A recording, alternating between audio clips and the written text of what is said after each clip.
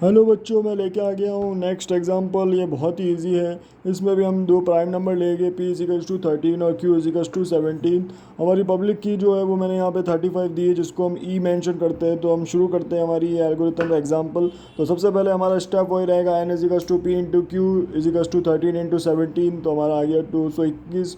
उसके बाद में हमको सेकंड स्टेप में फाई एन की वैल्यू निकालनी होती है, जिसमें हम p-1 कर देते और q-1 कर देते हैं। बच्चा बच्चा जानता है। तो हम जब जैसे ही करेंगे 13-1 और 17-1 और इसके बाद मल्टीप्लाई करेंगे 12 इंटू 16, तो हमारे पास में आंसर आ जाएगा 192।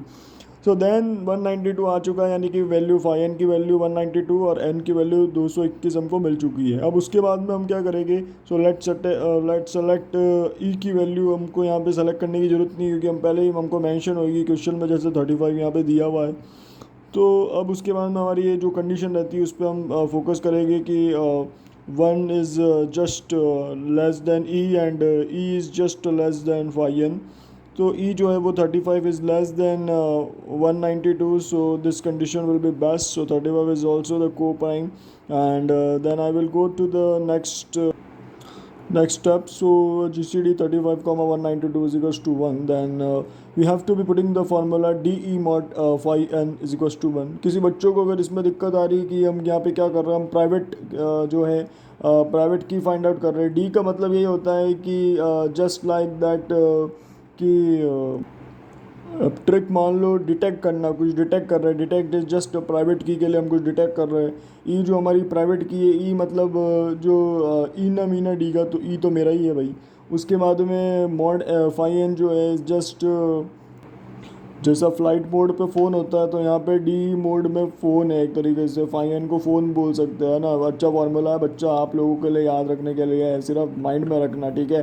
तो d mod phi n is equals to 1। तो ध्यान रखना हमारा जो फ़ोन है वो डी मॉड फाई फ़ोन पे है, तो d mod phi n is equals to 1।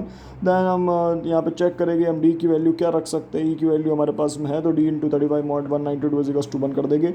सबसे पहले हम 1 रखेंगे, d is equals to 1 plus k phi n upon e कर देंगे, ठीक है। बहुत आसान है ये जो फार्मूला है, इसमें मैंने ई को नीचे कर दिया है, और ये जो मेरा यहाँ पे जो 1 इस साइड था वो 1 अभी भी इस साइड ही है। बट मैंने यहाँ क्या किया भाई, फाइन को इधर भेजना था तो फाइन को भी भेज दिया। वो मॉड उसने लिया नहीं, तो मॉड जो है वो अपना रूप बदल के के में चला गया, ठीक है।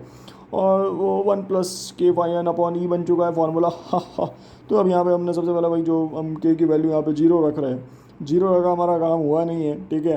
तो हम चाहते हैं भाई पूरा की पूरा ये डिविजिबल हो, तो हमें डी की वैल्यू मिल सकती है कि नहीं।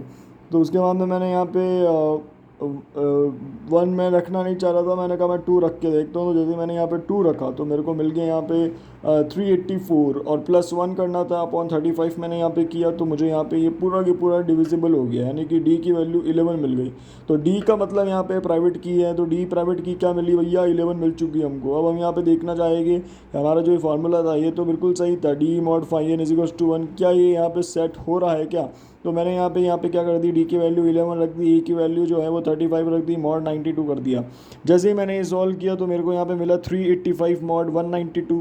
और जैसे ही जब ये चीज़ मिली तो मैं तो खुशी से बहुत ही ज़्यादा खुश हो गया हूँ, क्योंकि इसका मॉड जो है वो 1 ही आता है, यानी हमारा आंसर बिल्कुल सही है। चलते हैं हमारी नेक्स्ट स्टेप की ओर। तो जैसा कि E35 मिला है, डी इजिकल्स टू 1 मिला है, तो हम इसको एज एक अच्छे फॉर्मल मैनर में रखेंगे। पब्लिक की equals to 35 to 21, n value n तो आता ही भाई, एन तरीके से इसका अटैच हुआ हुआ है भाई इसके साथ में। प्राइवेट की just d comma n is 11 comma to 21। तो सबसे पहले हम इनक्रिप्शन करने जा रहे हैं भाई, जैसा कि व्हाट्सअप में लिखा हुआ था भाई, आपका मैसेज जो इनक्रिप्ट हुआ हुआ था। हा हा।